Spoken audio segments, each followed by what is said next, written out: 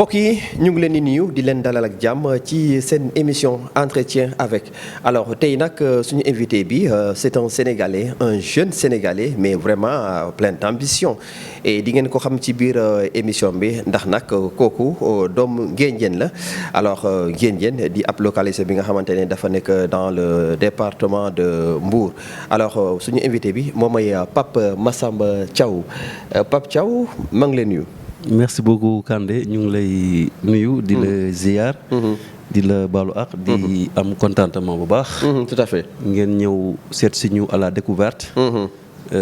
ñu fekk ñu si suñu bérébu liggéey bettu ñu sax lay wax. dëgg la. ndax yu mel nii dafa mel ni su ngeen koy def du ngeen tàggu da ngeen di bettaate rek. ñëw def ko voilà donc parce que da ngeen bëgg mu naturel. waaw mu naturel c'est ça. kon ñu ngi leen di gërëm bu baax a baax. si seen taxawaay ndax.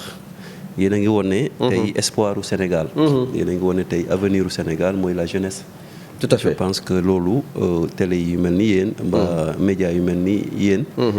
loolu moo war a nekk seen mission. parce que ñi yegg ci kaw ñu ngi ci kaw wàcc moo des. dëgg la mais ñi war a yéeg il faut qu'on accompagner leen assister leen. wane leen ci nga xamante moom la ñuy nekk di góorgóorlu. kon ñu ngi leen di gërëm bu baax a baax ci seen taxawaay boobu. di gërëm aussi waa Nguédiène nga xamante ne fa laa dëkk.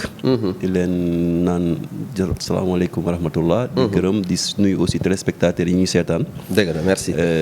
di nga xamante ne mooy chaîne bi nga xam ne moom la ñu nekk nii. Silo TV Silo TV. ñu ngi leen di gërëm ñeen ñëpp. di gërëm aussi ñi nga xamante ñoom nekk administration bu COUD bi nga xamante ne foofu la ñuy nekk di yëngatu di daan suñu doole. di jiital nuyoo bi aussi le directeur général Maguette Sène nga xamante ne kenn ku nekk vraiment rafetlu nga taxawaayam foofu muy étudiant muy administrateur. muy administré. donc ñoom ñëpp vraiment ñu gërëm Sénégal ñëpp. dinañ si yow. jërëjëf Pape Massamba Thiaw mbokk yi xam ngeen ni Pape Massamba Thiaw ñu ngi fii ci université Cheikh Anta Diop de Dakar moom nag dafa nekk au centre des œuvres universitaires de Dakar nekk foofu chef protocole waaye donc sur le plan politique am na nombol tànk yu am solo ndax nag dafa bokk ci parti socialiste Pape Massamba Thiaw moom mooy donc secrétaire général jeunesse socialiste chargé de communication jeunesse socialiste dans le département de Mbour nekk na également membre de la convergence socialiste moom mooy coordonnateur bu gox yu bees justement ci Nguédiène dans le département de Mbour alors Pape Massamba Thiaw également donc dafa bokk ci xam nga bu ñu waxee parti socialiste parti allié la ci coalition Benno Bokk Yaakaar waaye sur le plan études il est diplômé n'est-ce pas en finance comptabilité donc DGA, il est doctorant et en sciences de gestion et Pape Massamba Thiaw également vraiment nekk na un proche collaborateur bu feu Ousmane Tanor Dieng bu ñu ko waxee nag xel yi yëpp dem ci parti socialiste n'est-ce pas bu Léopold Sédar Senghor bu Abdou Diouf entre autres alors donc Pape dinañ ñëw justement puisque maa ngi ko doon wax ñu ngi au cœur de l'université Cheikh Anta Diop de Dakar man bi ma ñëwee li ma njëkk a impressionné mooy y a vraiment un grand changement donc mën nañ ñëw justement sur un bilan à mi parcours justement ci gestion boobu noonu. oui merci Kandé je pense que sooy waxee si kuddu dañ siy kontaan. parce que xam nañ liñ fi fekk. ak liñ fi bàyyi woon. je suis bien placé pour wax si COUD. bien sûr d'accord. parce que au moins def naa si milieu bi. 10 ans parce que 2009 ba tey. je pense que depuis ma première année. ba fu may wax ni maa ngi COUD. dëgg la donc au moins on a fait 10 à 12 ans. d'accord donc. je connais le COUD en 2009. nga xam ne laa fi ñëw. nga xam ne fii da nga doon gis vraiment ay mbaar. tout à fait ngay gis cadre de vie ba nga xamante ne li yàlla xam doy na. étudiants yi doon grève ci ay bourses. étudiants yi doon grève ci ay lekk. étudiants yi doon grève ci seen cadre de vie donc mais je pense que. boo jëlee 2019 2012 2009 autant pour moi. ak 2022. 23 bi ñu nekk. oui. non je pense qu'il y a un changement extraordinaire. li waral changement boobu personne. mësul imaginer. effectivement ñëw naa fi donc géej nga COUD. mais tey bi nga dugusee. ah oui c'est vrai que. je pense que dañ la guidé ba nga yegg. waaw bien sûr parce que di tax loolu mooy ki nga xam ne moom moo yàlla def mu jiite ko le président jox ko confiance muy le directeur Maguette Sène. c'est un administrateur civil. boo xam ne ñu ngi koy nuyu de passage ah. il sait anticiper les choses mais dafa am aussi un programme am des objectifs dans sa tête bi mu njëkkee ñëw. li mu njëkk a def mooy identifier les problèmes. d'accord xool lan mooy solution yi. grève yi ñuy grève lan moo ko waral. étudiants yi nga xamante ne seen problème logement seen problème mu lekk seen problème mu leneen ak leneen lan moo ko waral. donc c'est-à-dire le social parce que l'étudiant en quelque sorte boo réglé social am rek. je pense que réglé nga ko yëpp. waaw lu bëri social bi mooy lekk bi mooy naan bi. mooy cadre de vie bi donc logement bi. fu muy fanaan. yooyu dafa am solo. donc aussi li nga xam ne aussi mooy wérgu yaram. étudiant bi donc boo jëmee tey si le côté logement donc je pense que. li nga xamante ne moom lañu fekk nga xool du bâtiment yi ni ñu ko defaraatee. c'est vrai réhabilité ko de telle sorte que mën naa wax ne c'est des bâtiments à 2 à 3 étoiles. donc loolu c'était pas évident. donc mais ambition wu nit ki. ak jàpp étudiants yi comme seeni doom. comme ay doomam comme ay rak. donc tey conditions yi nekk fii am na ñoo xam ne sax ñu ngi fii ci conditions yoo xam ne si nekkuñu ko seen kër yi. ndax tellement que il s'occupe de l'étudiant. il se soucie de l'étudiant de telle sorte que. daf ko def priorité. donc boobu muy kii boo xoolee tey ñu ngi yokk ay 12 pavillons dans le campus. loolu c'est juste. pour dimbali étudiants yi de telle sorte que problème logement dafay daal di jeex Sénégal mbaa mu wàññeeku. d'accord parce que étudiants yi aussi dañuy yokk d'année en année. donc c'est pas facile quand même ñu régler leen mais ñu constaté ci Maguette Sène mooy. au moins.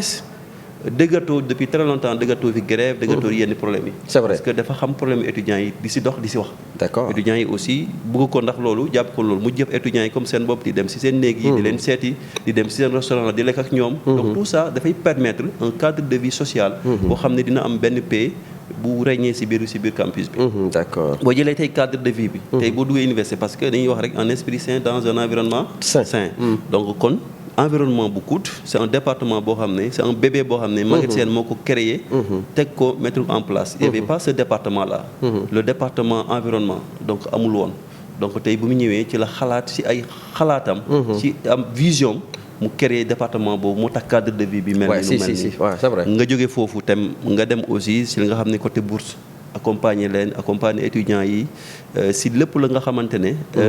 mun na indi. daan na nekk problème nag problème bourse mais. donc tey je pense que ils sont en collaboration avec le rectorat. vraiment alhamdulilah. parce que c'est un homme de dialogue aussi. d'accord moom dafay bàyyi nit ki mu wax xalaatam. peut-être xëy na étudiants yi amuloon possibilité di exprimer wu si yenn problème yi situation bu amoon.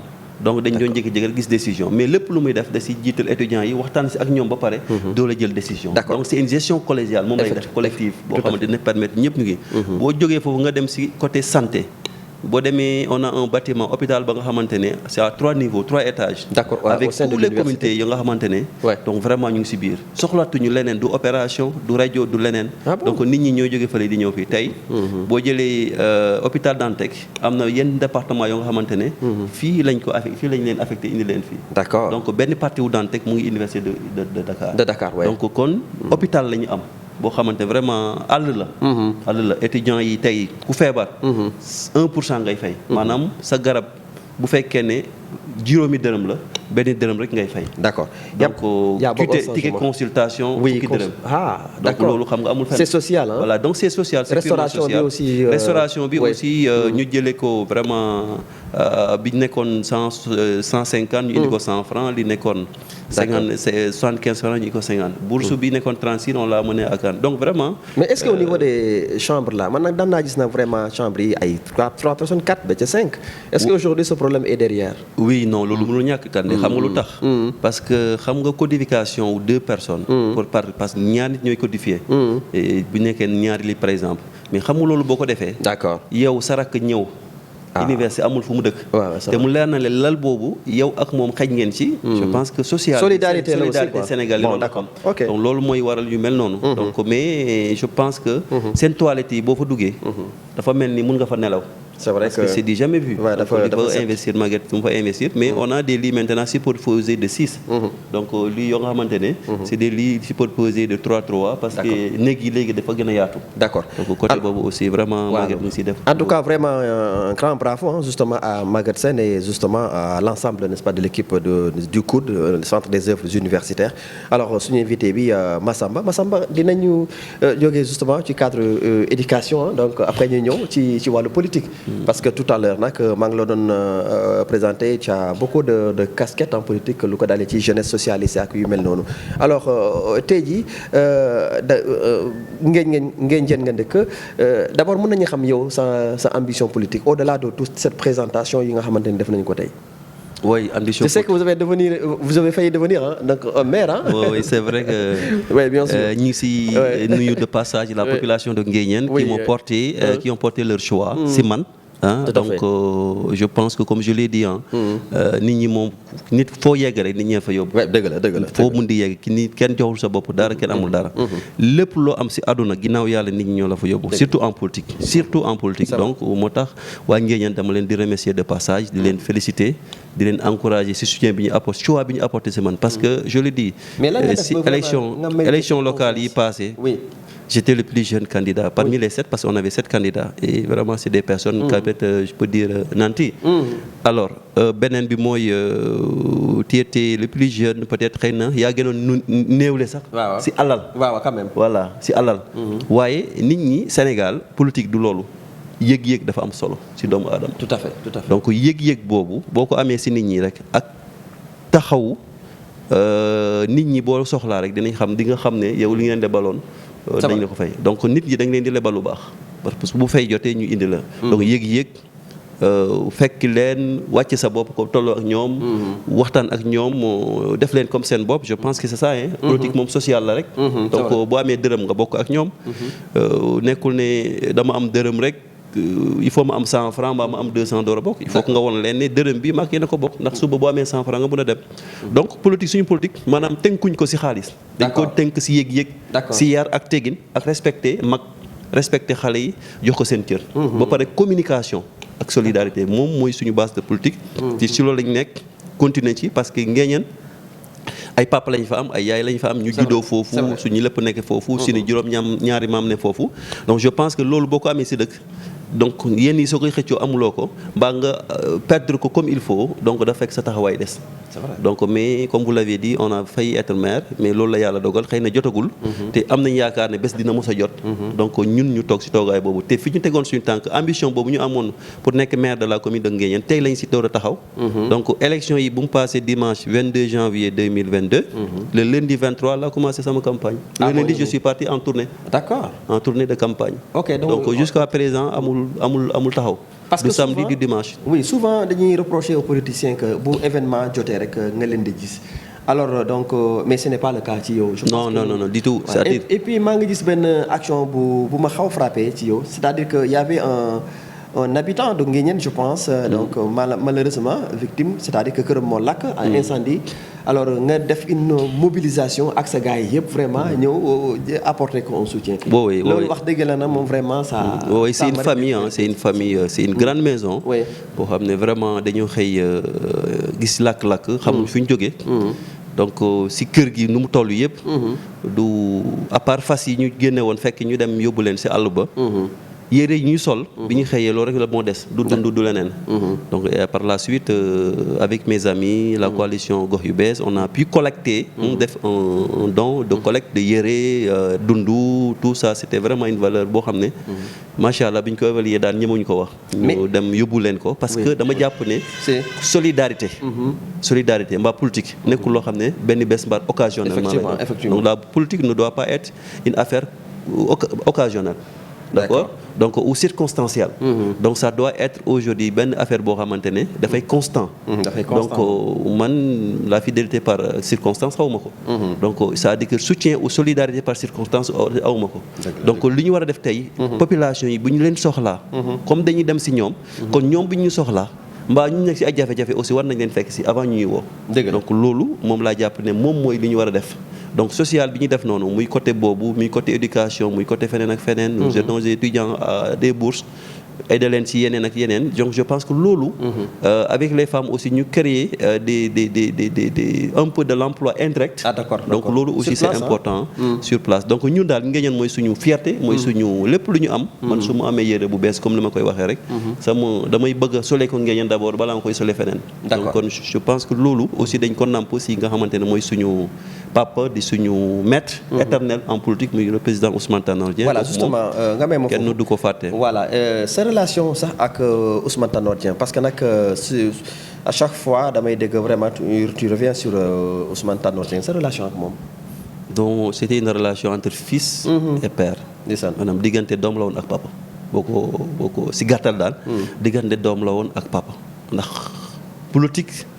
nekkatul woon sama diggante ak moom. ah ouais d'abord dañoo juddoo si dëkk bokk ginnaaw yàlla samay yaaru waajur. bu mu paasee.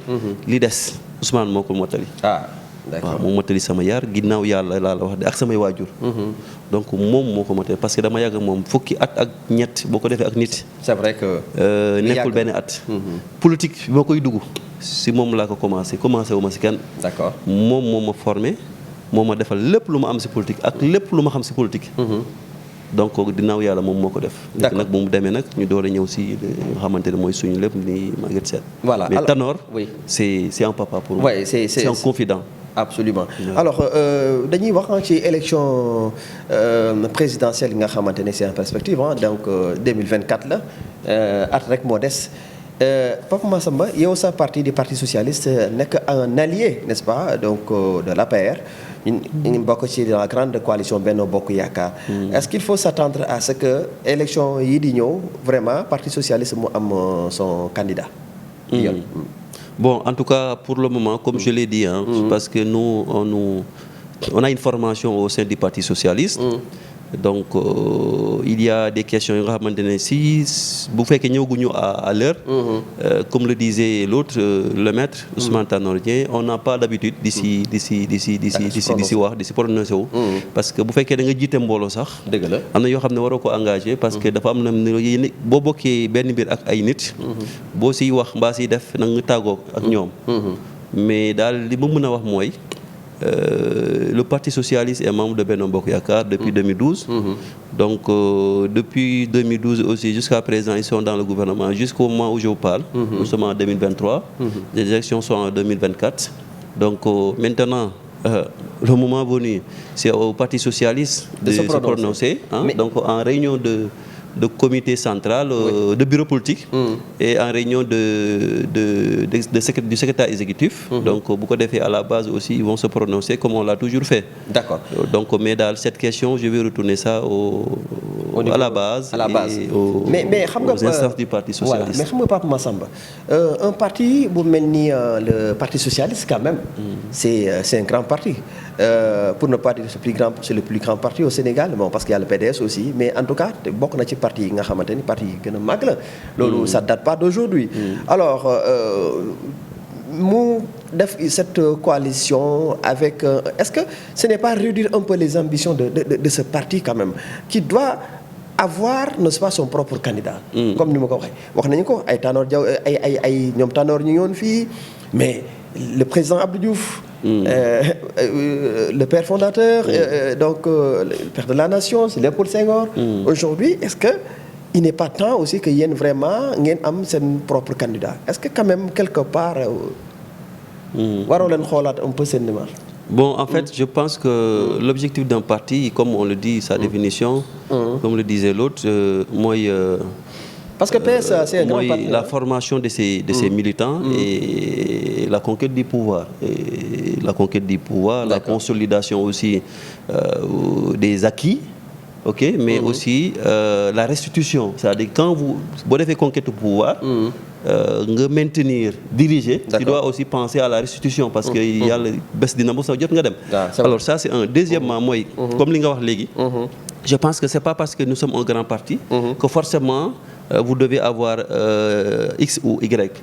C'est-à-dire que avant de penser à avoir un candidat, war nga xalaat yow sa bopp nga natt ci sa bopp d'abord ba xam fan nga toll parce que si tu n'es pas fort dans ci sa parti bu fekkee ni sa taxawaay bi nga war a taxaw ci Sénégal taxawaay bi nga war a taxaw ci sa parti formation politique amuloo ko boo demee aussi dem bëre ji aussi amul njëriñ parce que bu fekkee yow da nga ne dama bëgg candidat mbër mu mag laa rek ancien mbër laa maa fi njëkk donc ñuy entraîner nga bañ a entraîner ba lamb jot nga naan dama bëgg a dem bëre ji donc je pense que bu boobaa loo si daj rek yow yaa mais ak lu mel ni parti socialiste quand même tey bu ñu toogee ba ñuy wax loolu cela veut dire que quelque part vous pensez pas que régression am na tuuti oui en fait c'est-à-dire que si aujourd'hui bu fekkee dañoo faillir à notre mission si bu fekkee war ñu egg tey ñuy wax loolu bu fekkee dañoo faillir à notre mission là aussi c'est ça c'est-à-dire que le Parti socialiste quand Tanor était là et le Parti socialiste actuel est différent.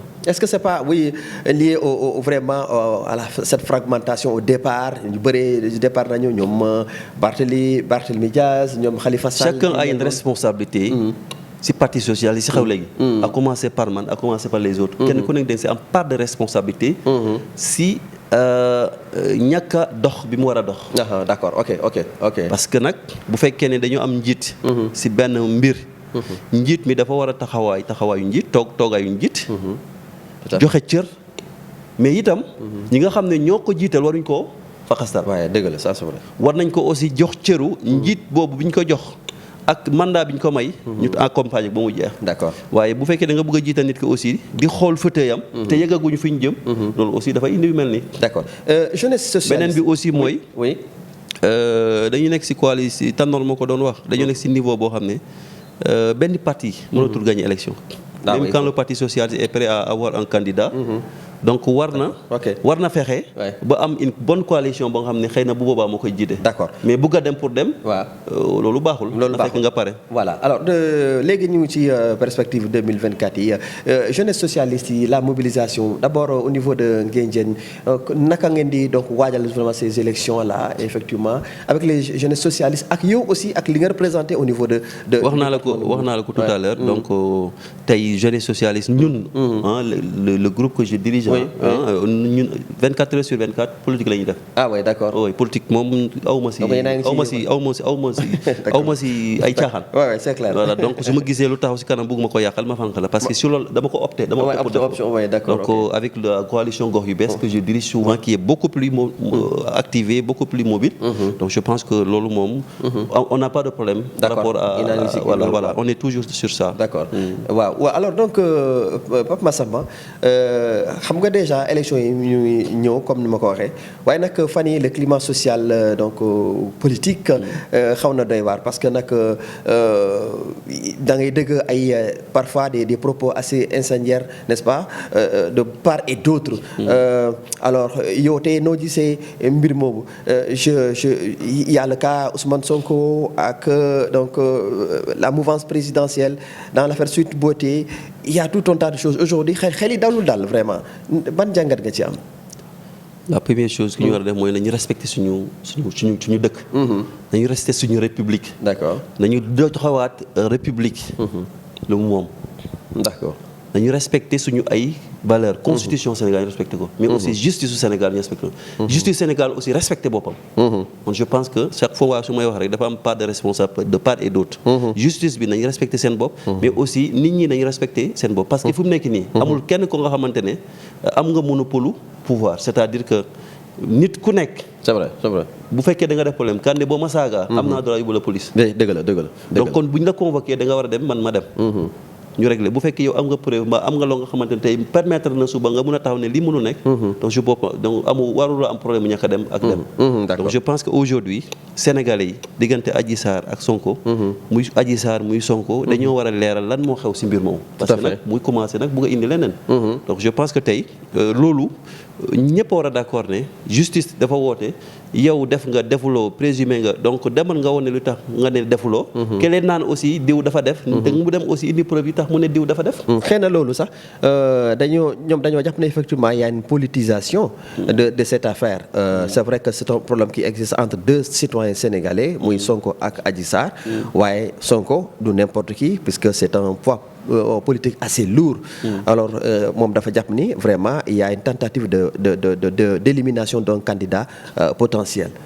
Si on se fie, n'est-ce pas, à ce qui s'est passé avec l'affaire Karim Wade ak Khalifa Sall aujourd'hui Sonko dafa jàpp ni dans cette affaire-là il y a de la politique là-bas quoi. Non man lu ma gëmuma loolu. Non parce que aujourd'hui je pense que mënu ma taxaw. victoire pouvoir bu demee sa côté nga d'accord ne. justice nga d'accord ne dafa baax. mu dem de l'autre côté nga jàpp ne baaxul. parce que nag Sonko est un Sénégalais comme tout le monde. donc ñoom dañ ko war a respecter moom aussi dafa war a respecter boppam. D'accord. C'est pas parce que sénégalais la. tout le monde sont des sénégalais.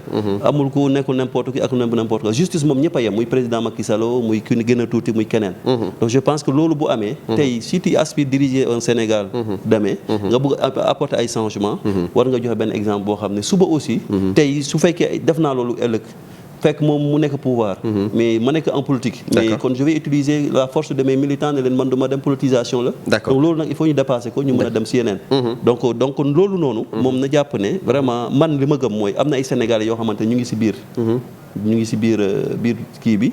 nekk ay politiciens loolu moo tax ñu dugal leen. D'accord, c'est bon. donc kon nag ñooñu aussi nañu sóoraale ni ñooñu ñu ngi si biir. Effectivement. sinon day am Sénégalais lambda ak Sénégalais. D'accord alors Pape Massamba xam nga ñu ngi waajal vraiment un événement assez important ci sa département yow sax dañ la nommé justement donc Mbour ci Mbour Elite Award donc loolu damay avec la complicité d'Ibrahima nañu seetaan élément boobu d'abord.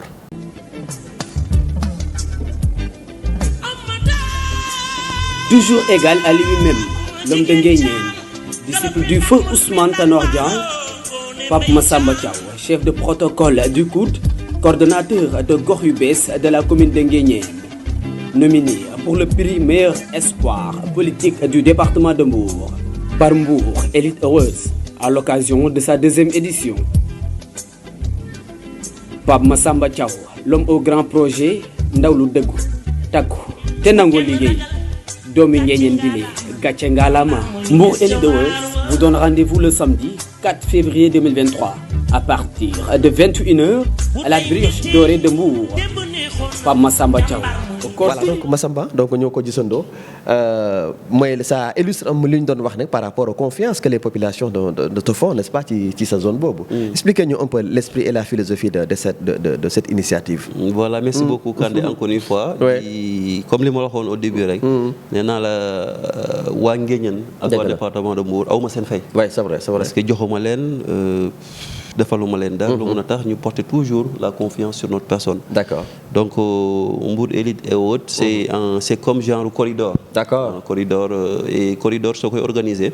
dafay am ay différentes distinctions. prix bu na nekk corridor meilleure entreprise. C'est corridor ça. meilleure personnalité. Si. Personne plus célèbre. donc ñun on a été nominé corridor. D'accord. meilleur espoir politique. maanaam. ki nga xamante ne mbaa xale bi nga xamante ne si biir département de Mbour. moom la ñu gën a am yaakaar si avenir politique am suba. D'accord. si gàttal bi ko mu ngi donc ñu jël ñu choisir na si loo xamante am na ay milliers de jeunes yoo xam ne ñu ngi si biir département bi. D'accord. def politique en même temps bu ñu choisir ne yow yaa gën a ràññeeku. si politique u département de Mbour. c'est si xale yi. yow la ñu gën a am espoir maanaam espoir mooy yaakaar. suba c'est vrai que si politique u département de Mbour. donc kon dañ siy gërëm yàlla sant ko bu baax a baax.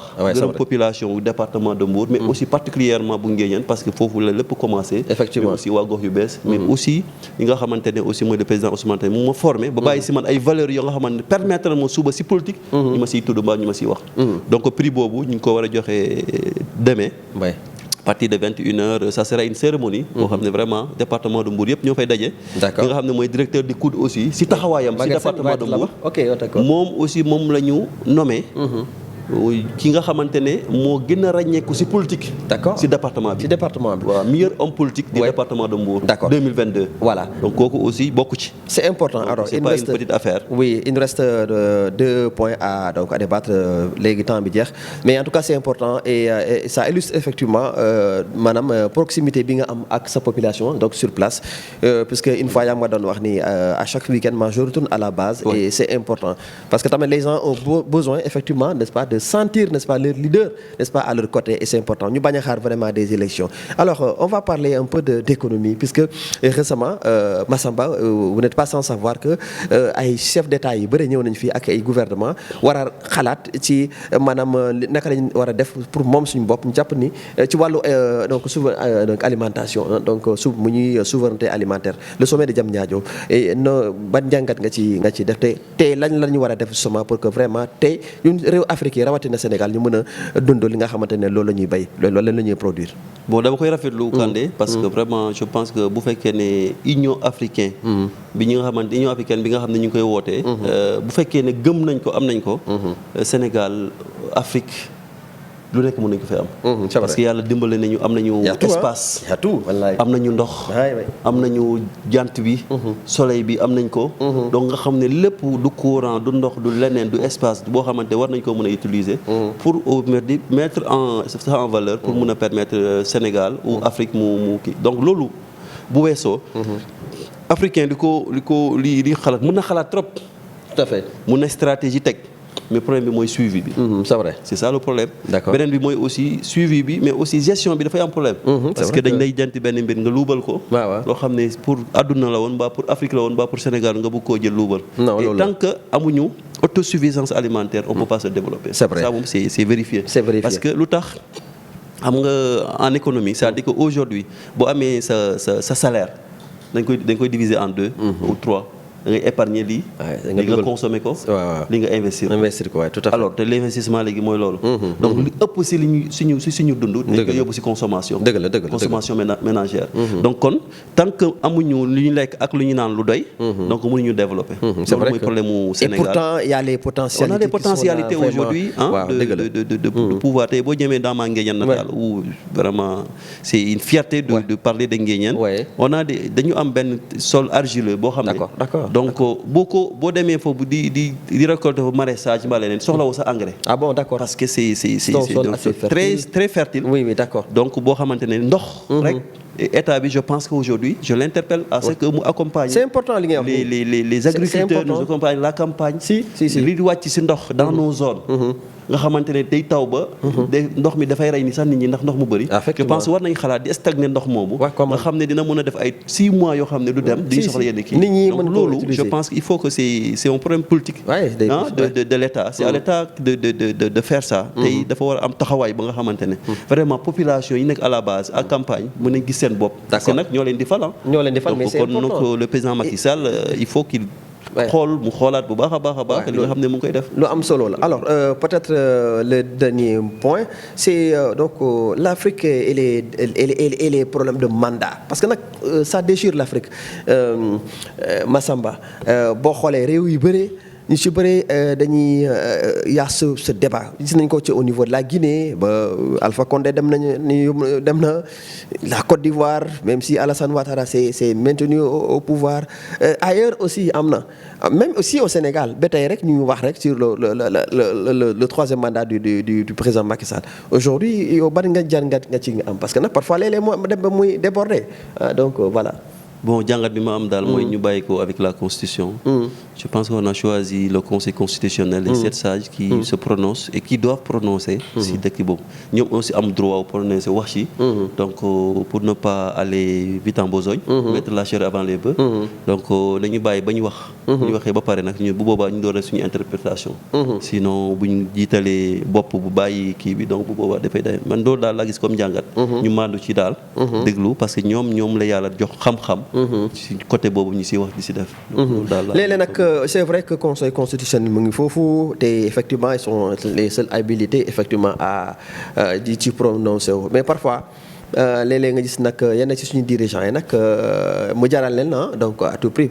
Quand on parle du Sénégal sa kese quoi mais yow gis nga ce qui se passe n'est-ce pas ce qui s'est passé même ailleurs ñaanuñu ko yàlla vraiment que lu mel noonu am fii. Alors voilà Massamba je pense qu'on est arrivé au terme de cet entretien donc on aurait pu parler d'autres choses par rapport n'est-ce pas même à la relance de nos économies puisque nous venons n'est-ce pas d'une période assez difficile donc avec la Covid qui est là qui a mis à genoux vraiment suñu économie tey yan alternative la ñu war a mën a def justement pour ñu mën a génne vraiment de cette situation mën a yokk suñu croissance et puis à deux chiffres et puis voilà quoi suñu économie gën a baax. man je mets toujours en priorité l'agriculture. L'agriculture waaw. Tous les pays qui sont développés. C'est grâce à l'agriculture. Donc c'est la terre là li nga investir amul looy investir si suuf si. nga perte. waaw nga perte quoi. Donc c'est le seul investissement bi nga xam ne moo gën a wóor. Et je pense que post Covid bi aussi. non seulement am na lu mu yàq. mais aussi on doit aussi ñu def ay prévention. Oui, tout à fait. Parce que mën na revenir à tout moment. Ouais. Experts yi wax nañ ko. et effectivement ouais. Ils peuvent venir dans 2 ans 3 ans. Et maintenant est-ce qu'on va rester là à regarder ba mu ñëwaat ñu bëgg a defar li ñu def. C'est pas bon. Donc c'est-à-dire que c'est ça le problème de l'Africain. Surtout le Sénégalais en particulier. Donc je pense que il faut que le gouvernement prenne ses responsabilités. Li nga xam ne moom moo ko war ci côté boobu parce que li tubaab di wax rek ku ndobin rey sa maam boo gisee lu ñuul nga daw. da ngay daw ah. donc kon fu mu nekk nii. ndobin rey na suñu maam. donc nañu dem taxawaay ba nga xamante ne lu ñuul boobu bu ñëwee ñu mën a taxaw. D'accord alors Massamba Thiaw egg nañu ci vraiment njeextal émission bi je sais que on va être bien suivi à Nguédiène ce dernier mot. voilà di gërëm ñi nga wax ñooñu rek. muy Nguédiène donc ñooñu. mais il faut ma ñëw foofu comme ça ma xool comment ça se passe vraiment c'est un village une commune très très très belle. donc ñu ngi gërëm waa Nguédiène. ñu ngi leen di gërëm waa gox yu bees. maa ngi leen di gërëm bu baax a baax di leen gërëm di sant bu baax ci seen taxawaay bi nga xamante ne am ngeen ko ba ñu am distinction au niveau départemental. donc yéen a tax ñu am lu ñu am.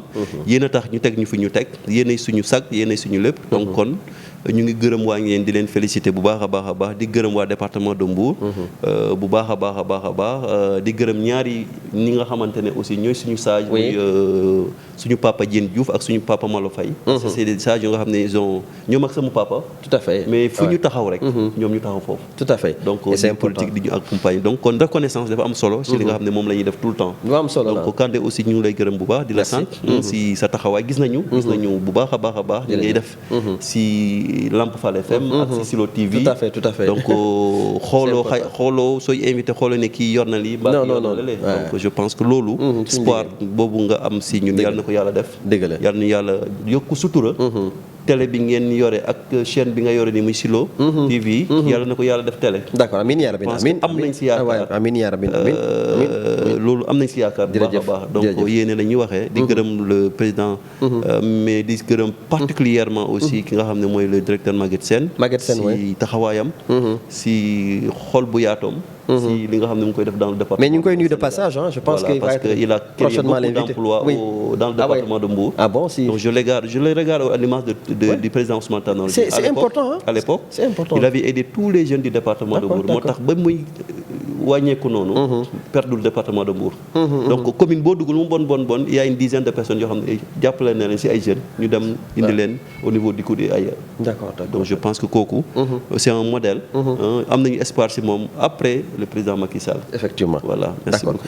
jërëjëf mbokk yi kon moo doonoon seen émission entretien avec suñu invité bi tey gis ngeen ko mooy donc Pape Massamba Thiaw di vraiment yore protocole bu COUD centre des œuvres universitaires wax nañu vraiment ci lu jëm ci wàllu vraiment transformation ak vraiment innovation yi nga xamante ne def nañ ko fii ak vraiment seen directeur bi di Maguette Sène bu ñuy nuyu de passage mais également moom bokk na ci parti socialiste donc ndax nag moom mooy secrétaire général jeunesse socialiste chargé de communication jeunesse socialiste bu département de Mbour alors wax nañu vraiment ci ponk yu bëri jërëjëf Ibrahima mention spéciale également à toute l'équipe de Silo TV dinañu donc joxe rendez-vous ci beneen numéro seen émission entretien avec